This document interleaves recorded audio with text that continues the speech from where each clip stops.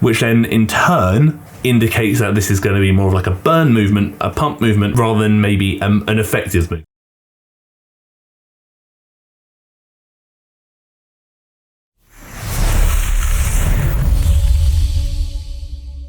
So we've got a bit of a double whammy today. We've got Battle of the Booty workouts. We've got 5 must-do booty exercises to grow around a butt by Chloe Ting, and basically a 10-minute booty workout from Pamela, which is a booty activation magic for your glutes. If anyone needs magic for their glutes, trust me, it is probably me. So what we're going to do is we're going to essentially have a look at what Chloe's kind of suggested as her 5 primary movements, as the ones that she deems to be like the best ones for potentially growing your bottom. I'm going to give my thoughts and opinions on that, whilst also actually kind of comparing what she's suggesting with what Pamela's implementing into her workout. Starting off with the hip thrust, yeah, honestly, I back it. I think the hip thrust is definitely a fantastic movement. No, you don't need to do any movement, but if I could only choose 5 glute movements to do, the hip thrust would definitely be one of them, because essentially what we're doing with the hip thrust is working the glutes in their shortened position, and this is a fantastic movement because the ceiling of overload is really high, meaning realistically you can load this movement up, being that hip thrust, glute bridge, whatever it may be, really heavy, which also then gives you a lot of room to progress it. The cable step up, to be fair to Chloe, how she's doing this, like holding onto the cable for balance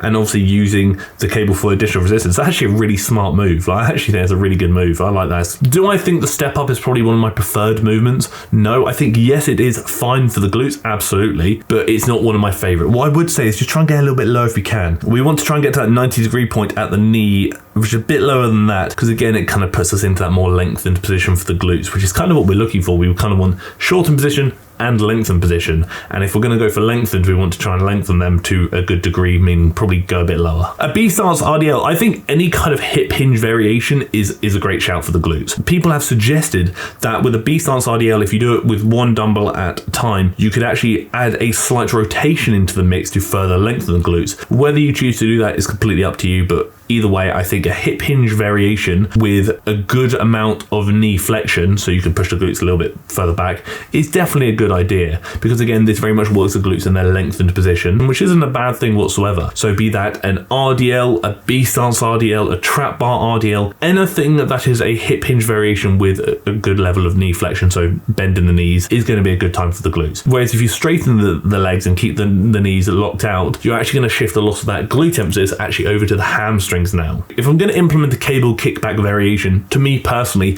it would be another variation of such, not so much this one. I would kind of opt for more of like a glute med kickback, where you're kind of standing a bit more upright. Or you can lean on something if you want to, but I typically do it standing, holding onto the cable, and we're kicking back at about 40 to 45 degrees. Again, shifts a bit of emphasis over to the glute med, which is a muscle of the glutes, which tends to be potentially quite neglected when looking at glute training. I think a cable kickback variation is definitely a good addition to your arsenal of glute movements, but maybe not that one. And again, we've kind of got like an abduction variation here. I'm not a massive fan personally. I'm really not. I think stability of this movement particularly is definitely questionable. You're going to be focusing on essentially not falling over a lot of times, even holding on, and I just don't think you need to do any heavy abduction based movements for the glutes if you don't want to. I mean, you can if you want to, but for me, it's not a must. When it comes to like 5 glute movements that I would choose: hip thrust variation, a hip hinge variation, a unilateral based variation like a split squat, dumbbell walking lunges, step up maybe if you wanted to, bit less stable but it's still an option. I'd look at a kickback variation, so like a cable kickback, like a glute med kickback as I mentioned earlier. Beyond that, I don't know what my 5th one would be. I think the 5th one is very much like open to whatever you want to do. You could maybe do like a back extension, you could maybe do a squat pattern if you wanted to. Any of those 4, maybe that optional 5th, are going to do you pretty well, and you could split them over a couple of sessions over the week, and you've probably got a pretty effective glute arsenal, provided you're progressively overloading and lifting with adequate technique. But then we compare that to what Pamela's doing in her booty activation workout. So the first thing we're seeing in here is we have a booty band. So it's a leg extension, which again, I think arguably with this kind of align with the abduction based cable movement that Chloe did at the end of her video. The leg extension is unnecessary. Leg extension is obviously going to be extension of the knee, in which the quads are going to be your primary mover there, but there's no resistance for the quads to move against here, which means that extension is not really going to do anything. Again, it might make the movement slightly harder for the glutes due to leverages, basically, but no, it's not necessary. I guess to an extent, if you kick this back a little bit further, more towards like 45 degrees, this could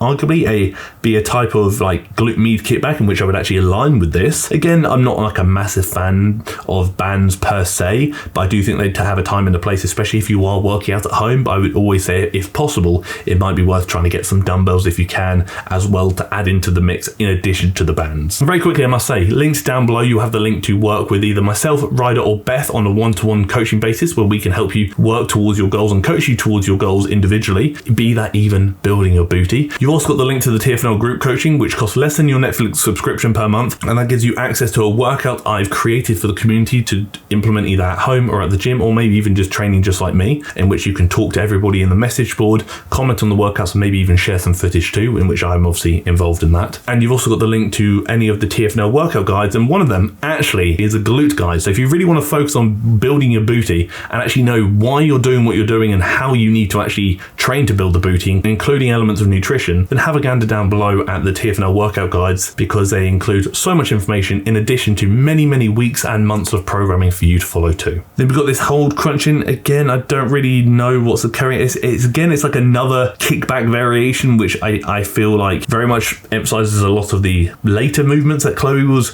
highlighting in her video, so there is some alignment there. But I see this quite a lot. Again, this is very much like an abduction-based movement, and you don't need to include abduction-based movements if you don't want to, like actual genuine like hip abduction or similar, but you certainly can if you want to. Again, another kickback variation, but because of how the leg is moving here, the tension on the band is actually quite limited. You can see the tension being pulled through that band is not changing massively. Ideally, you'd essentially want that band tension to be kind of anchored on elsewhere rather than onto the other leg, which obviously isn't necessarily viable. It's more kickback and more abduction based variations. It is very much the same kind of situation here, where it's shortened position pump movements. So these movements, because they are all very much shortened position dominant, they are likely going to result in a lot of burning, because obviously those shortened position movements mean that you're placing a lot of emphasis on the contraction portion of the rep, which then in turn indicates that this is going to be more of like a burn movement, a pump movement, rather than maybe an effective movement. I'm not saying it's ineffective or anything like that. I'm just saying of all the movements you could do at home, there are probably more effective variations to consider that, although it might not hurt as much, would probably work a bit better for what you're trying to achieve if you're considering glute hypertrophy, so the building of the glute muscles. So I would say none of these movements are bad per se. They're just not movements that I would personally align with myself. Maybe some of them are, but just not all of them. But if we look at what Chloe's kind of suggested as her preferred movements versus what Pamela's implementing, there is some crossover. Like here we're seeing the glute bridge, which is fantastic. I was kind of hoping we'd see a glute bridge. You don't need to lift your toes off the floor. That serves no real purpose. What it actually kind of do is bring those feet back a bit further and ensure your shins are vertical. Arguably, I'll actually shift this to a single leg glute bridge, because that then kind of adds a bit more progression to that and adds a bit more difficulty and resistance to the movement. But there are going to be some fundamentals that Chloe suggested and that I would actually align with that Pamela is seemingly missing, such as, for example, an RDL or lengthened position variation. If you had a dumbbell, an RDL would be great here. If you actually maybe even stood on the band and held the band like so, you could potentially create some resistance for an RDL there as well. Then we're also neglecting those kind of unilateral lengthened position movements where we're looking at things like the step up, the split squat, the walking lunge. Again, all movements that could be done at home that Pamela's not implementing here. So then in conclusion, Chloe's obviously presented her movements that she deems to be the 5 preferred ones in her arsenal, which some of them, and actually most of them, I actually did very much align with. And if I didn't align with them, I aligned with maybe variations of them. And then Pamela's obviously implemented movements that she deems to be effective into her booty workout. And essentially what we're seeing there is some crossover. There are some effective movements that Chloe and I have both agreed on that Pamela was implementing, like the glute bridge, potentially a kickback variation, but we are still missing some fundamentals that I think could really help Pamela's workout here, which would be like an RDL or hip hinge variation, which Chloe promoted and I agreed with, but Pamela's not implemented, and maybe even a unilateral base length and position movement like a split squat, dumbbell walking lunge, or something similar like a step up, which could all be implemented at home with minimal equipment. And there's probably a way you can figure out some resistance with the band if you don't have dumbbells that, again, Pamela's not implemented. Most of the movements Chloe suggested I'd agree with on some level. Some of what Pamela has implemented I'd agree with on some level, but I think there are ways of maybe, in my opinion, making each of those more effective by maybe altering a few of the variations Chloe suggested, and maybe altering a few of the movements that Pamela's suggested to make her workout arguably a bit more effective. Like I said, the RDL and the unilateral base length and position movement. To me, both those would actually be pretty laughing in my eyes. But again, just my thoughts and opinions. You don't have to agree. And that's simply what this is. Purely my thoughts and opinions. And I'd love to hear your thoughts and opinions in the comment section below if you happen to have time to share your waffle with me. Thank you for tolerating me. Thank you for tolerating a man with an underwhelming booty telling you how to build your booty. And thank you for tolerating the video.